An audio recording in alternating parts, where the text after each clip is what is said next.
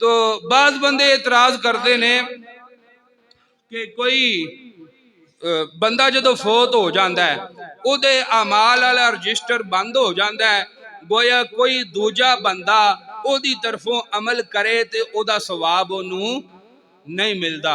ते ए बिल्कुल साफ एक बंदा बिल्कुल अनपढ़ है, चिट्टा अनपढ़ है, उहदी गल भी समझ विच आउंदी है। वह जे बंदा मर जाता है तो दूजे अमल का मरन वाले नूं जे फायदा कोई नहीं होंदा तो फिर नमाज जनाजा पढ़न का भी फायदा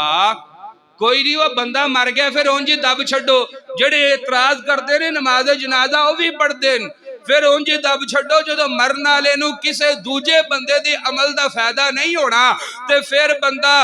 जनाब बंदियां नूं कट्ठियां करके ते अल्लाह दी बारगाह विच खड़िया होके उस बंदे नूं अगे रख के ते हाथ बन के अल्लाह दी बारगाह विच दुआ मंगण दा की फायदा कि अल्लाहुम्मा अगफिर ली हय्यिना व मय्यितिना व शाहिदीना व गाइबिना व सगीरिना व कबीरिना व ज़ाकरिना व उनसाना अल्लाहुम्मा मन अहयैतहु मिन्ना व अहयिही अलल इस्लाम व मन तवफ़ैतहु मिन्ना व तवफ़ाहु अलल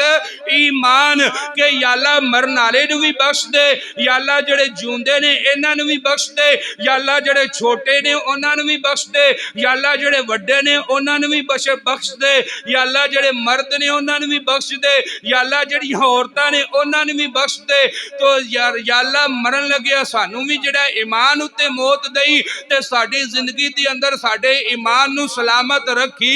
ते एक बिल्कुल चिट्टा अनपढ़ बंदा उहदे अगे गल कीती जाए ना भाई जेड़ा मर जाए मरन तो बाद कोई दूजा बंदा उहदी तरफों अमल करे ते उसदे अमल दा सवाब कबर वाले नूं कोई नहीं पहुंचदा। वो चिट्टा अनपढ़ बंदा भी कहेगा मरन वाला मर गया, जे किसे दूजे बंदे दे अमल दा फायदा मरन वाले नूं कोई नहीं पहुंचदा ते लिहाजा नमाज जनाजा भी ना पढ़ एवें ही दब दे। जदों जिंदे दा सवाब मुर्दे नूं पहुंचना कोई नहीं, जदों जिंदे दे अमल दा फायदा मरन वाले नूं होना कोई नहीं ते फिर एवें टाइम जाया करन दा की फायदा। लेकिन इस गल तो ये पता लगता है, एक गल एक दलील बन गई कि जदों दुनिया तो जान वाला टुर जांदा है अगर नमाज जनाजा पढ़न दे नाल उस बंदे नूं कबर अंदर अजर मिल सकदा है ते फिर हजरात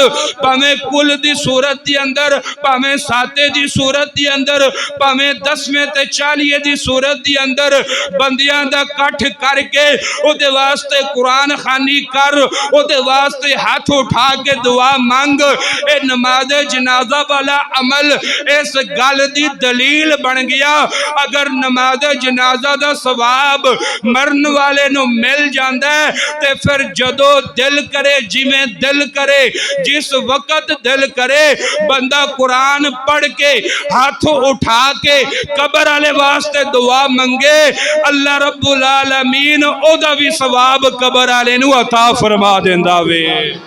ओदा भी सवाब मरन वाले नूं मिल जांदा है।